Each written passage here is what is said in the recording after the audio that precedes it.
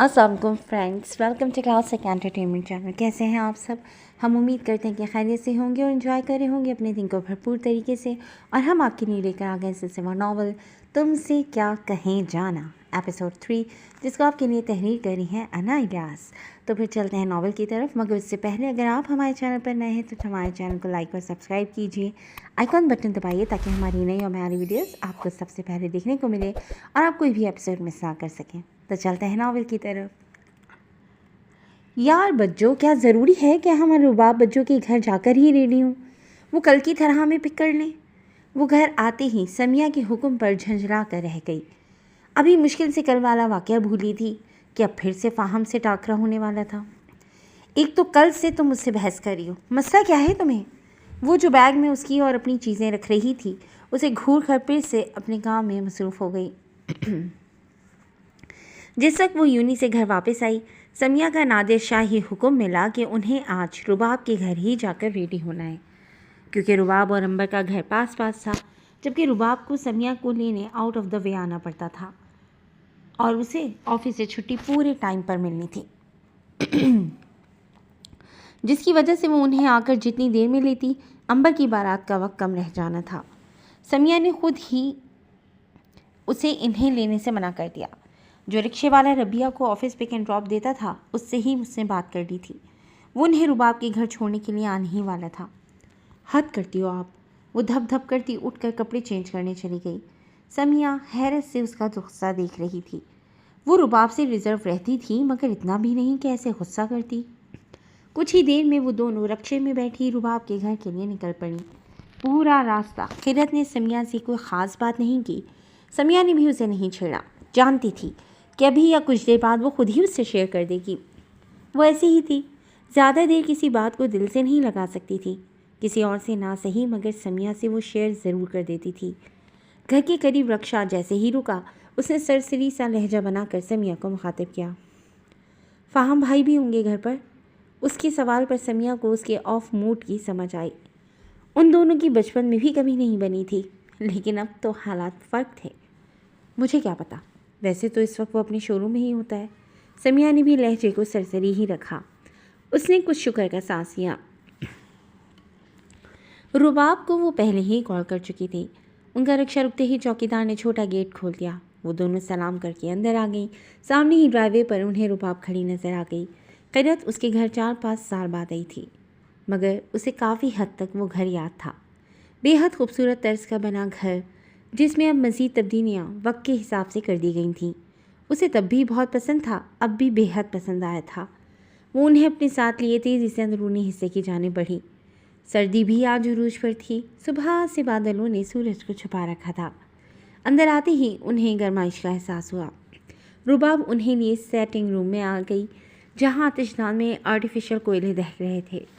शुक्र है तुम लोग टाइम पर आ गए। वो शायद अभी अभी ऑफिस से आई थी।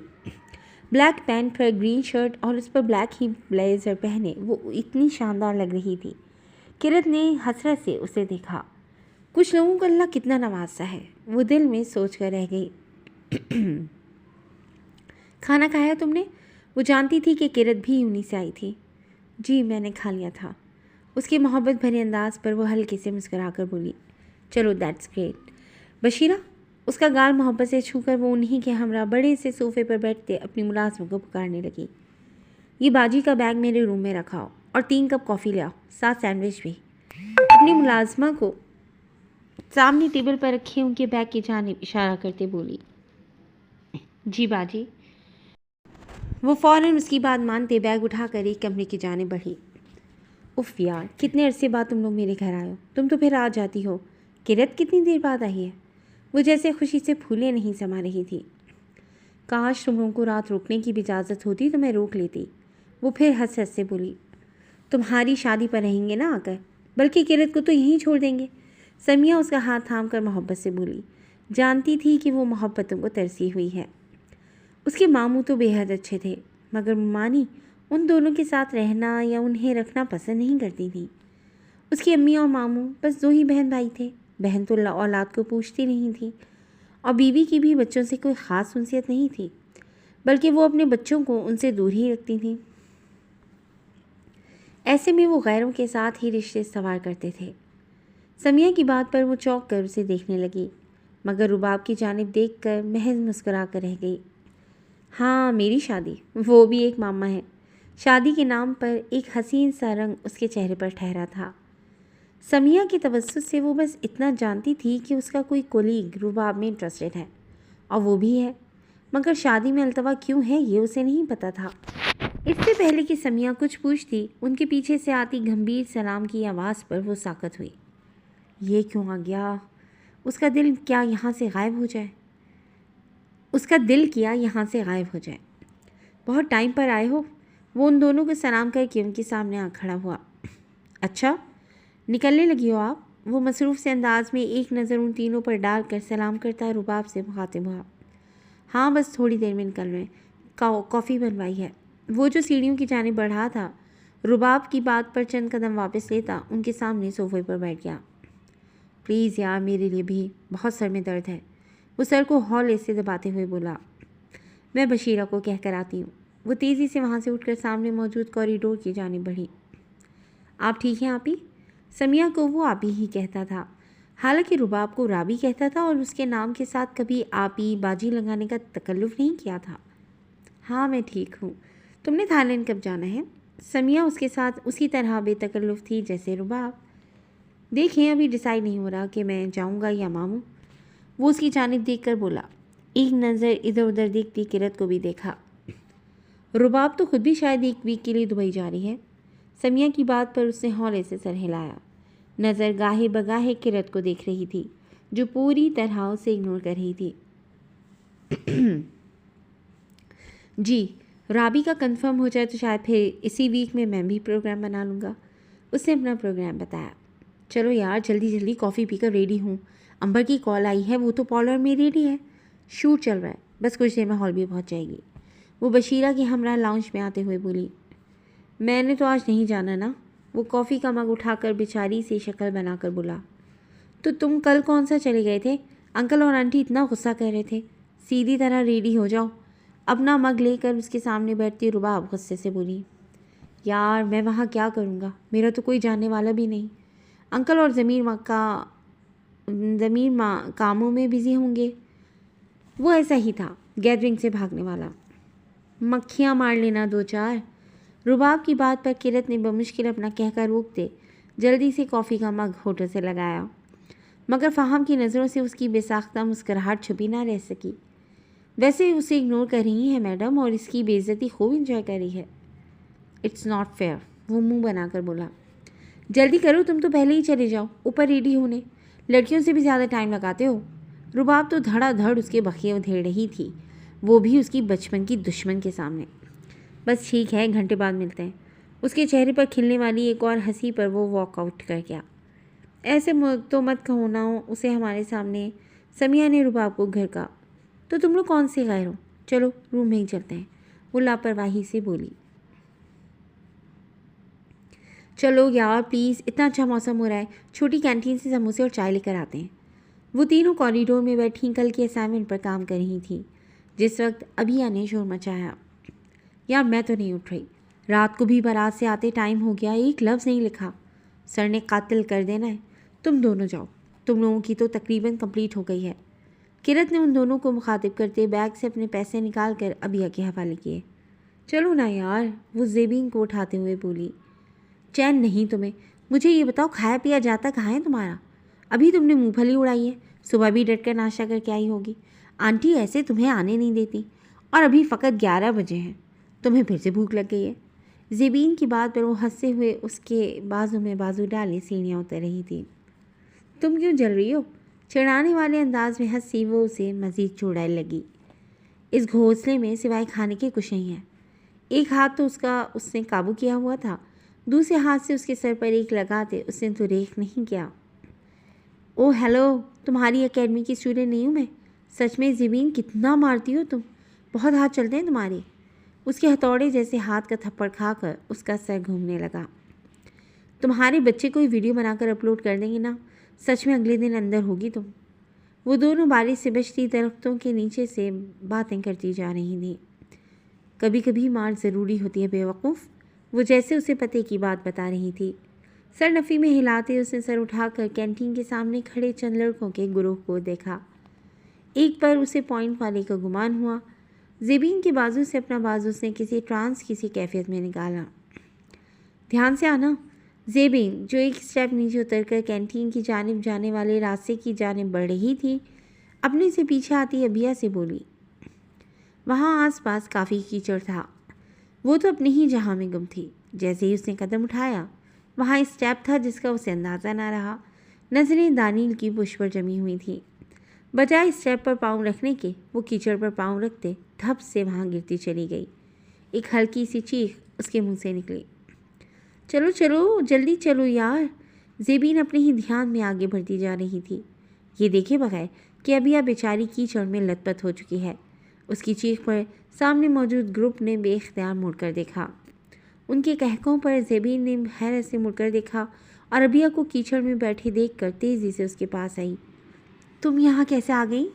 वह हैरत से उससे पूछ रही थी। तुम जाओ, ऐसा करो कैंटीन वाले चाचे को यहाँ निकाल कर वहीं काम शुरू कर लो।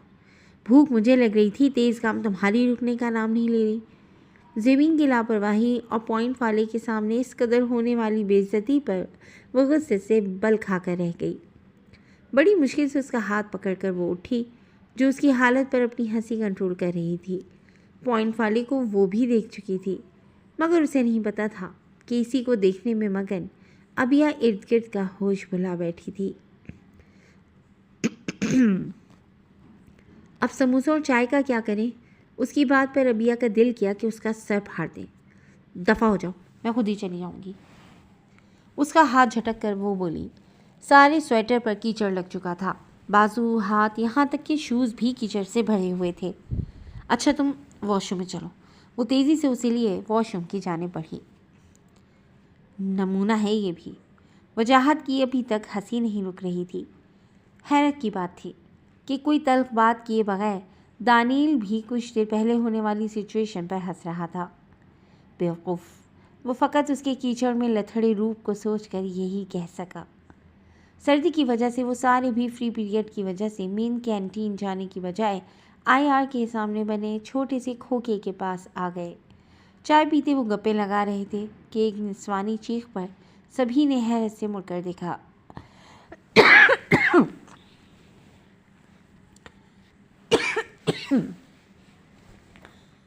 बाकी सब तो कह के लगा रहे थे, मगर वो हल्का सा हंस कर मुंह सीधा कर चुका था। बाकी सबका यूं मुंह फाड़ कर हंसना उसे अच्छा नहीं लगा था। तभी उन्हें टोक दिया। बुरी बात है यार, हम उसकी मदद नहीं कर सकते तो यूं उसे एम्बैरेस भी ना करो। उसकी बात पर वजाहत के हुंकारा भरने पर उसने उसे घूरा। उन तीन के अलावा बाकी क्लास के लड़के इस पॉइंट वाली के बारे में कुछ नहीं जानते थे, लेकिन जिस तरह वो उसे हर जगह फॉलो करती थी, कोई वही नहीं था कि जल्दी ही वो सब भी जान जाते। और वो ऐसा कोई स्कैंडल अफोर्ड नहीं कर सकता था। उसने बड़ी साफ सुथरी ज़िंदगी गुजारी थी। इन लड़कियों को भी ना बहाने चाहिए लड़कों को अट्रैक्ट करने के। फवाद की बात उसे बिल्कुल पसंद नहीं आई। जो भी था, मगर वो लड़की इतनी पागल नहीं हो सकती थी कि उसे अपनी जाने मुतवज्जा करने के लिए कीचड़ में गिरती। वैसे भी उसने कभी उसे अपनी जाने मुतवज्जा नहीं किया था। ये तो उसने नोटिस लिया था कि वो उसे फॉलो करती है। सर ने एग्ज़ाम्स का शेड्यूल दिया है। वो फ़ौरन उन सब का जहन अभी ऐसे हटा गया। अरे इतनी छोटी है अभी वो, उसे कैरियर बनाना है अपना, आप ऐसा कैसे कर सकते हैं? घर आने पर जो इतला उसे मिली वो उसे शदीद गुस्सा दिला गई। उसकी जगह उससे छोटी को पसंद करके वो रिश्ता पक्का करके चल दिए, और उसके घर वाले भी अगले दिन हाँ करने का इरादा रखते थे। तो तुम्हारा क्या ख्याल है, उसे तुम्हारी रविश पर चलने दूँ? नाजी ने उसे गुस्से से घूरा। उफ़ो अम्मी, क्या चल दिया आप लोगों को? वो जिद छोड़कर कमरे में इधर से उधर चक्कर काटने बोली। यार मुझे कोई कैरियर वैरियर नहीं बनाना, शुक्र है मेरी तो जान छूटेगी इस पढ़ाई से। वो जो उसकी वकालत करने बैठी थी, उसकी बात सुनकर उसका दिल किया कि उसका सर फाड़ दे। शादी हर मसले का हल नहीं है, और तुम्हें क्यों नहीं पढ़ना आगे? अब उसकी तोप में करो रामीन की जानिब हुआ। नाज़ी उन दोनों को उनके हाल पर छोड़कर कमरे से निकल गई। आप काफ़ी हैं इतना पढ़ने के लिए, मुझे कोई इंटरेस्ट नहीं। शुक्र है आप कल नहीं आई और उन्होंने मुझे पसंद कर लिया। इतना क्यूट है वहाब। उसने तशक्कुर भरे अंदाज में उसके सामने आते उसके दोनों हाथ थामते उसे इतला दी। मैं ही पागल हूँ जो ये सोचती हूँ कि मेरी बहनें अपने पाँव पर खड़ी होना सीखें और इंडिपेंडेंट हो, मगर तुम दोनों को भी लगता है अम्मा की तरह बस घर और शौहरदारी करनी है। वो सर झटक कर बोली। अगर उसकी बहन खुश थी तो उसे क्या मसला होता। आज से जल्दी एकेडमी से निकलना था। कुछ ही दिन में रामी की मंगनी तय पाई थी, उसकी शॉपिंग भी करवानी थी। सर मैं कम इन। उस दिन के बाद से उनकी वही रूटीन थी। वो खामोशी से आती, अपनी क्लासेस लेती और चली जाती। दानियल भी अपने कामों में मसरूफ़ था। जी प्लीज़। उसने मोबाइल कान से हटाकर बंद करते उसे अंदर आने की इजाज़त देते टेबल के सामने मौजूद कुर्सियों में से एक पर बैठने का इशारा किया। मुझे आज़ाद जल्दी जाना है, एक क्लास रह गई है। अगर आज आप वो किसी और टीचर से मैनेज करवा लें, या फिर मैंने ही टेस्ट बनाया है, बस ये टेस्ट दे लें। वो एक पेपर उसके सामने करते हुए बोली। दानियल ने वो पेपर थाम लिया। खैरियत है? उसके सवाल पर उसने सर उठाया। जी सर, मेरी बहन की मंगनी है, अगले हफ्ते उसकी शॉपिंग के लिए जाना है। वो साफगोई से बोली। इन रिश्ते वालों का क्या बना? उसकी बात पर उसे चंद दिन पहले का वाक़या याद आया। उन्हीं रिश्ते वालों ने मेरी छोटी बहन को पसंद कर लिया। ज़मीन ने मुंह लटका कर बताया तो वो हौले से हंसा। ओह, यानी आपके ना जाने का फ़ायदा हो गया। वो उसके अंदाज से समझ गया कि वो इस रिश्ते पर खुश नहीं। मुझे तो समझ नहीं आती, आखिर शादी ही पर हर लड़की की ज़िंदगी का मकसद क्यों है? वो सर नफ़ी में हिलाते बोली। सब आपकी तरह नहीं सोचती। पता नहीं ये वो तारीफ़ कर रहा था या उसे इतना दे रहा था। खैर आप चली जाए, मैं टेस्ट ले लेता हूँ। वो उसे तसल्ली देता बोला। Thank you so much sir. वो फ़ौरन वहाँ से उठी। आपके शादी के बारे में आखिर ऐसे क्या ख़यालात हैं? क्या आपको अपनी बहन की मर्ज़ी पसंद नहीं आई? वो जो उठ ही रही थी, उसके सवाल पर हल्की सी मुस्कुराहट ने उसके लबों को छुआ।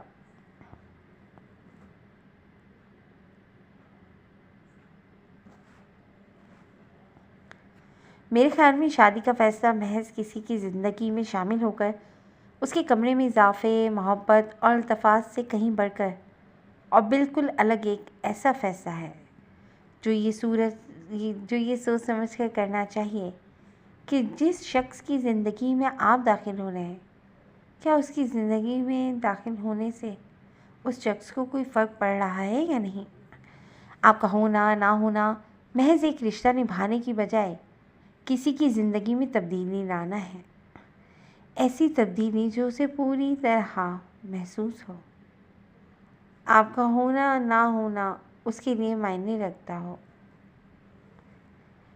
महज बड़ों का फ़ैसला या एक वक्त की ज़रूरत ना हो। उसकी मैच्योरिटी का तो वो पहले ही कायल था। उसकी बात सुनकर वो मज़ीद मुतासिर हुए बगैर नहीं रह सका। अच्छा किया आपने उस दिन ना जाकर, वरना वो लोग मायूस लौटते। वो नरम सी मुस्कुराहट चेहरे पर सजाए गोया उसके जवाब से महसूस हुआ था। उसकी बात पर वो भी हंस पड़ी। आप टेंशन फ्री होकर जाएं, वो उसे तसल्ली देते हुए बोला तो वो भी फ़ौरन अल्लाह हाफ़िज़ कहती उसके ऑफिस से निकल गई। दानील को ये लड़की अब दिलचस्प लगने लगी थी। जी दोस्तों, आज के लिए बस इतना ही। कैसी लगी आपको आज की एपिसोड? यकीनन पसंद आई होगी, तो जुड़े रहिएगा क्लासिक एंटरटेनमेंट चैनल के साथ, जहाँ बहुत जल्द हम एक नई एपिसोड लेकर हाजिर होंगे। टिल देन टेक केयर, अल्लाह हाफ़िज़।